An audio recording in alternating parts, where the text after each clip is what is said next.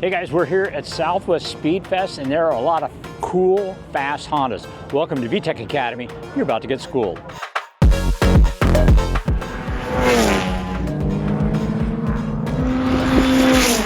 We are here at Southwest Speedfest and there are a ton of cars. There are a lot of S2000s actually, but some other cars that I think are super interesting. So what we're going to do is we're going to walk around and talk to some of the people that have my favorite cars. By the way, Aaron, do you have any favorite cars? Yeah. All right. It's that EG. That EG? Yeah. Well, let's go talk to them first, okay? Let's do it. Yeah.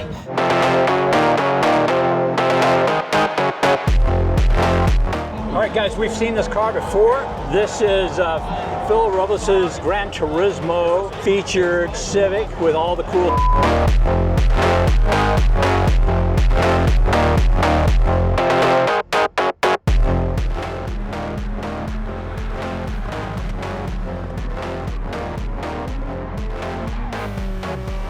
This is his son, Jesse. Jesse, you were out driving it today. How was it?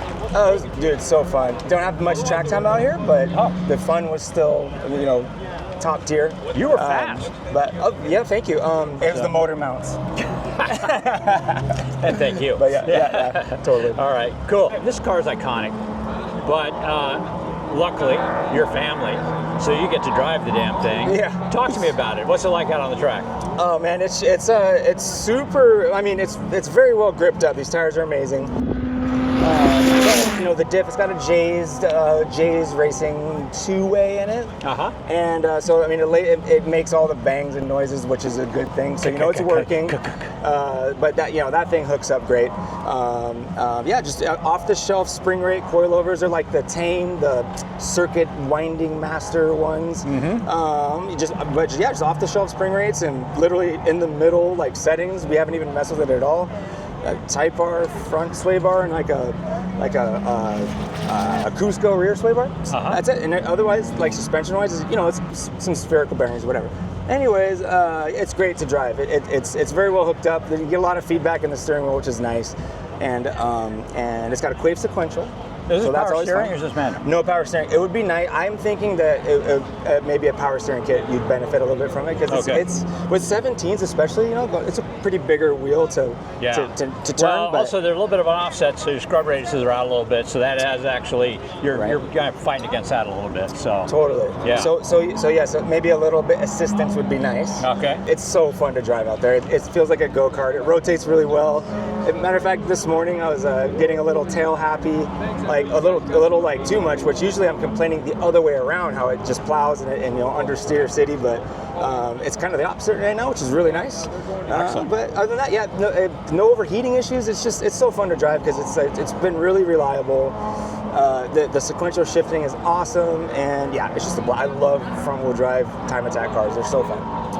They're easy to drive, I find. Yes. Yeah. Yes. So, and this one is well done, well set up, and really, really nice. Yeah. How much horsepower is it packing right now? So we just did at Tony's UMS tuning dyno. It put down 400 exactly, and it weighed 2440, I think. With my dad and I weigh the same amount, but he was in it fully wet. So yeah, 2440, 400 horsepower. Okay. Yep. Nice.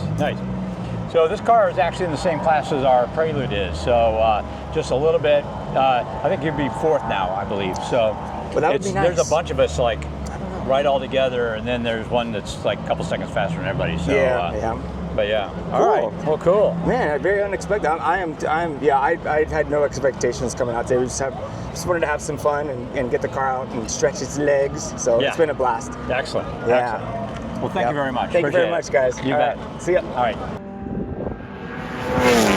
I'm here with Johnny. Johnny, you own JSR? No. Oh, you don't? You're the driver for JSR? No, this is my car. Your car? They help support the build. Okay. They're my tuners, engine builders. Nice.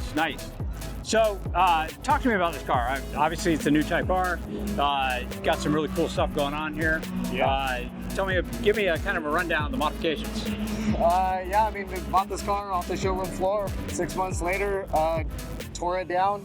Roll cage, you know, fully built for a time attack spec. So who did the cage?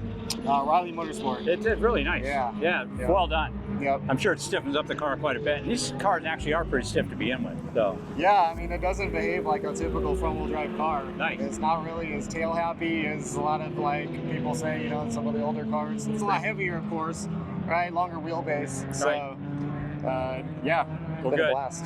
So you see you got aero going on. Is this a kit with somebody, or is it something you kind of developed over time? The wing is APR, just their swan new- deck, that they built for their TC cars. Uh-huh. And then the splitter is RS Future, just custom chassis mount splitter. Okay, nice. Yeah. And overall, what engine modifications? I noticed there's a fuel system going on here. I do have a surge tank, so surge tank helps with obviously the fuel starvation. Yeah. So don't have to quite run, 3/4 of a tank, full tank of gas. So, Nice, yeah. Nice to run, less gas. Sure. Yeah. Setup I've used before in the past. Okay. So something I just repeated on this car. So a lot of what I transferred was previous knowledge on my Subaru Time Attack car. Oh, okay. So I kind of already had a base. I ran street class with my Subaru for almost 10 years. Switched to this car, so I already had a game plan of exactly what I wanted to do, what mods, how to try to push the limits of this class and front-wheel drive. Now, what made you choose a Honda after driving a Subaru for so long? Oh, because I full circle for me. Okay. I was all Hondas back in the day, drag racing. So I built a lot of Hondas back in the day. Started with Subaru when I started doing like autocross and HPD and eventually Time Attack. So this was just full circle for me, and I love the FL5. I wanted to be one of the first ones out on the track with a fully built one out here in Time Attack. They say you're setting records. Yeah, had some success so far. Yeah. So Cool. So engine modifications. Give me the rundown. well, the engine's unopened. Okay. So stock motor. This is the Garrett G30 770 turbo. Yeah. So it's the Rampage turbo kit. Obviously got your guys' motor mounts on there. All the tuning and everything is JSR, runs on E85. Yeah, it's actually not that extreme. It's really the turbo kit and tuning. So how much horsepower is it making? About 550 right now. 550. Nice. Yeah. Awesome. Yeah, I've seen some really good numbers. I've seen some really good numbers out of these Type Rs. I mean, I'm really surprised with how well they're doing, and they seem to hold up pretty well at that horsepower. Yeah. I mean, I've been beating it up here. Quite a few events, all of 2025, and so far this this event, and we've had 0 engine problems.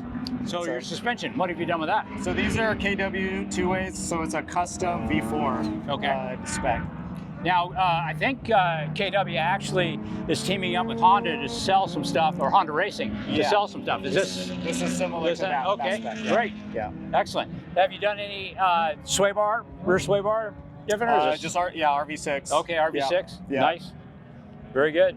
Thank you very much. Appreciate your time. Yeah. Is there anybody you want to thank other than JSR for help on this before we go? Yeah, everybody that's helped to contribute to the project. So Counter Space Garage, Titan 7, JSR of course, APR, JQ Works, RV6. So yeah. Well, hopefully you didn't forget anybody, but I'm sure they'll forgive you. That's a lot of that's a lot of help. Congratulations. I hope you break into the 136s. I think that's what you're aiming for next, right? Yeah. Excellent. That's where Okay. we're headed. Well, we'll see you on the track. Awesome. We have the Prelude. So, Oh, yes. Yeah, I know. All right. Awesome. Cool. Yeah. Talk to you later. All right.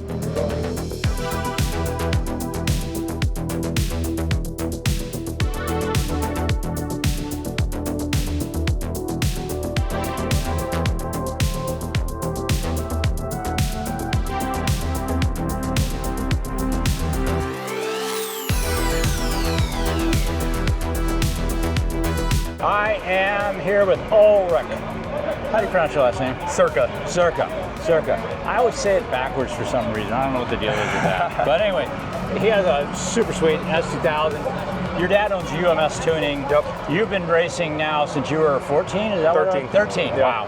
Anyway, so super fast, and this car is amazing. So talk to me about what you're doing today. Oh, we're out here running our typical Time Attack event. High-strung cars. It's always chasing a lap time. That's really what it's all about. Sure, absolutely. So talk to me about what kind of modification have you done to this car? You know, it's got everything. You know, it's a fully built sleeved F22 with a Garrett G30 770. It's got a Quaife 6-speed sequential gearbox. It's got a OS Geekin 1.5-way rear diff.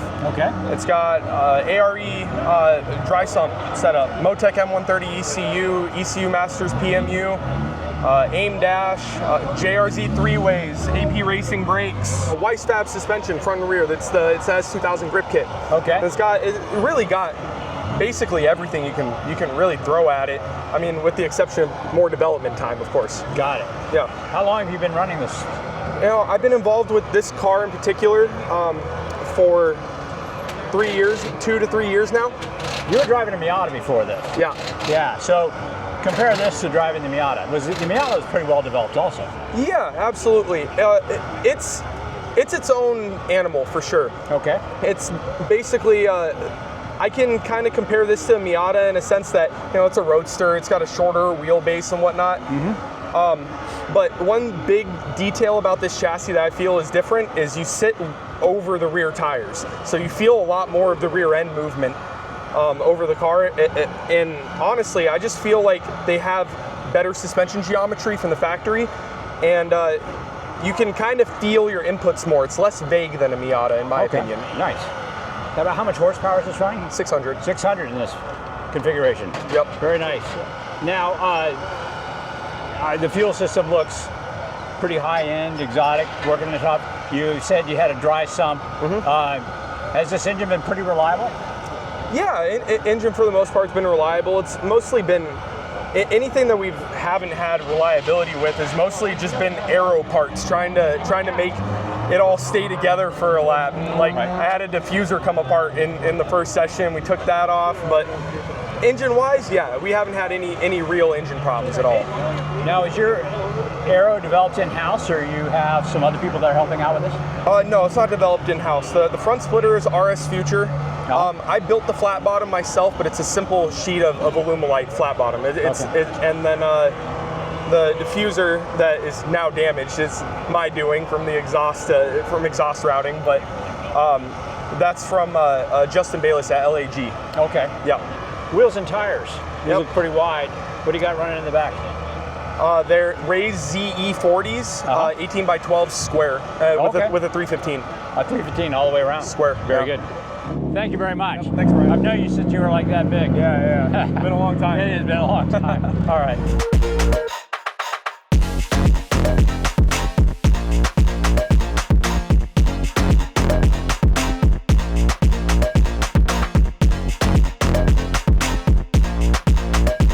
So Tage, actually, he runs NASA here for the Arizona region, but you've been a racer forever. We've been hanging out for a decade 90s, or long time. Long time. Oh, probably 20 years. Yeah. So this is his EG, and he uses it out here. I like it because he likes to beat up on GTRs and stuff like that. So anyway, it's a fast car. This is a homebrewed weapon. So let's talk about your car. Homebrewed. My wife would not use such kind words as homebrewed. It's been called Home Depot Motorsports, but all the funny names. But when it hits the track, though, is where people's doubts or that they really can't talk, right? So they understand.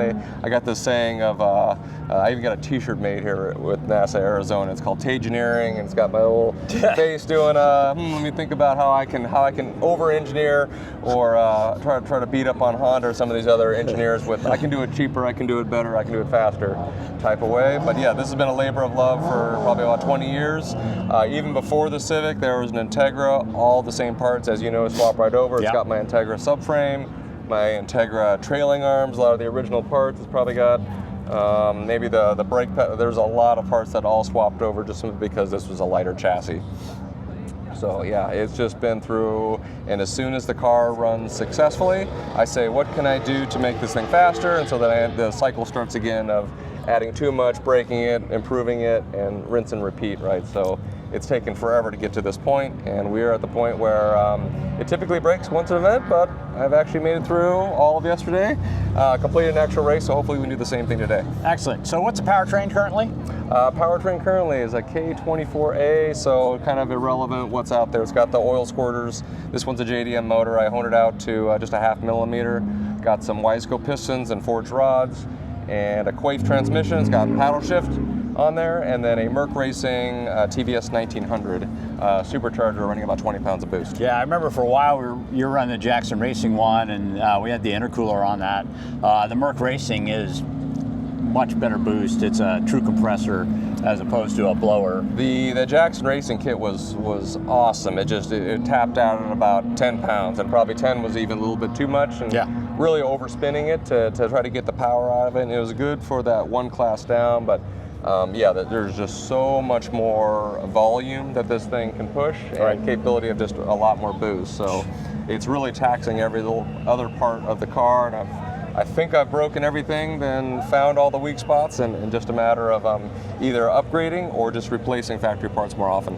Right. So what about the tire setup? What have you got going on? So 15 by 12s. Hoosier came out with a 295 probably 5 or 10 years ago maybe, of this really wide size, and I think there was a demand in the Miata crowd. A lot of them ran 15 by 10s or 11s, and they ran a 275, and this is for the really extreme guys that want to go even a little bit more. So as soon as I saw that size, I'm like, I gotta have it. The front wheel drive is always going to be at a disadvantage over other cars, but you put enough tire, enough power, you can overcome those things. So that's probably, I would say, the claim to the fame is of this car, not just the power, but really the tires. And my technique to overcome the understeer is to always have a new set of tires in front, and then whatever was in the front become my rear, and that kind of helps balance things out. It's a little expensive to run it that way, but it's a lot of fun to drive a front wheel drive that's actually neutral or even a little loose, even under power.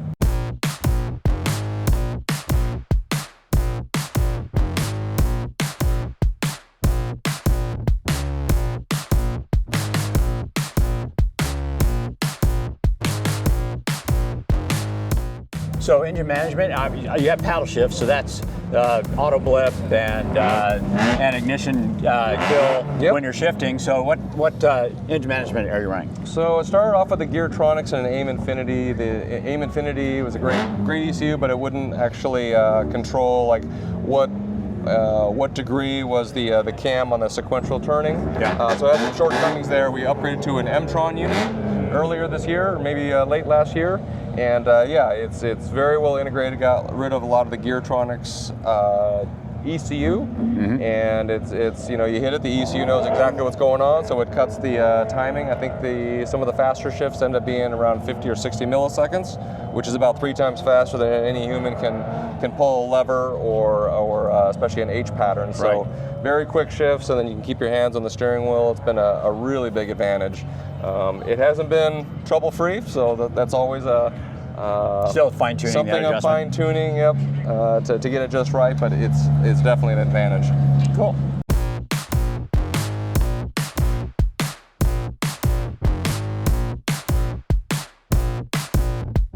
Aero. Oh, yeah, the body, talk about the aero. Poor thing. You know what? I always say I'm going to redo this splitter here as soon as I go off track and destroy it.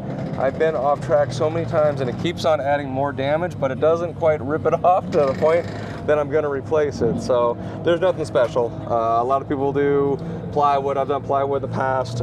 If it's not all damaged, it looks pretty good. When you have just Alumilite, it's much lighter than plywood or some of the other materials out there. I've got some plastic skid plates underneath there just to help it from getting beat up too much. It doesn't come back too far. It's also got the Professional Awesome. They call them like front diffusers that help with a little more downforce, and it helps get a little more air to the brakes as well. Just some homebrewed diffuser in the back, nothing special there, but it really, the splitter and a wing, I think no matter if it's front wheel drive, rear wheel drive, all wheel drive, aero is definitely, it's not an F1 thing. You don't need a wind tunnel to make the car go faster. You simply bolt on something. It almost always is going to be quicker. Now obviously some are going to be a little higher end than others that kind of treat the drag versus downforce a little better than others, but yeah, this car's a monster with aero, and it's just a regular car without it. Those were some really cool cars. I enjoyed the hell out of talking to those people as well. Some old friends, some new friends. It's going to be kind of neat to see how they develop over the years. Anyway, there's a ton of stuff going on here at Southwest Speedfest. They have rush cars that are like these little, like looks like a snowmobile engine powering them. They have road racing, they have drifting, all the stuff going on. This event has grown considerably from last year. It's really nice. We got people coming from Texas, California, and all states in between. And if you get a chance, when they run it next year, think about coming out, because Passport is giving away $1,000 to the fastest Honda. Now, we're not allowed to win that money, and even if we're the fastest Honda, it's going to go to some other deserving Honda racer. So I think we'll do the same thing next year. Maybe we can even give them some more money. Anyways, guys, like, subscribe, and